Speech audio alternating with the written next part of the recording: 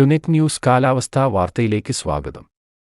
കഴിഞ്ഞ ദിവസം ഒഡീഷയിലെ പുരിക്ക് സമീപം കരകയറിയ അതിതീവ്ര ന്യൂനമർദ്ദം തീവ്ര ന്യൂനമർദ്ദമായി വടക്കൻ ഛത്തീസ്ഗഡിനു മുകളിലെത്തി.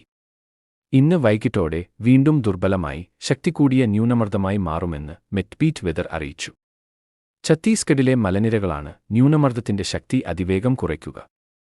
കിഴക്കൻ മധ്യപ്രദേശിൽ ദുർബലമായ ഈ ന്യൂനമർദ്ദം ഇന്നു രാത്രിയോടെ എത്തുകയും തുടർന്ന് ഇല്ലാതാകുകയും ചെയ്യുമെന്നും മെറ്റ്ബീറ്റ് വെതർ പറയുന്നു.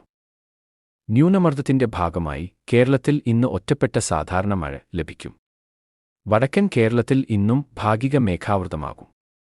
മെറ്റ്ബീറ്റ് വെതറിന്റെ പ്രവചനപ്രകാരം ഇന്ന് ഉച്ചയ്ക്കുശേഷം കണ്ണൂർ ജില്ലയിലെ ഇരിട്ടി, മലപ്പുറം ജില്ലയിലെ പൂക്കോട്ടുംപാടം, വണ്ടൂർ എന്നിവിടങ്ങളിൽ രാത്രി വരെ സാധാരണ ഇടത്തരം മഴ ലഭിക്കും.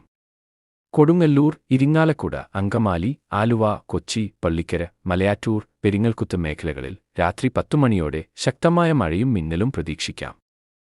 ഇന്ന് ഒറ്റപ്പെട്ട ശക്തമായ മഴയ്ക്ക് സാധ്യതയുള്ളതിനാൽ എറണാകുളം, കണ്ണൂർ, കാസർകോട് ജില്ലകളിൽ കേന്ദ്ര കാലാവസ്ഥാ നിരീക്ഷണ വിഭാഗം യെല്ലോ അലർട്ട് നൽകിയിട്ടുണ്ട്. കാലാവസ്ഥാ വാർത്തകൾ കൃത്യമായി ലഭിക്കാൻ ചാനൽ സബ്സ്ക്രൈബ് ചെയ്യുക. നന്ദി.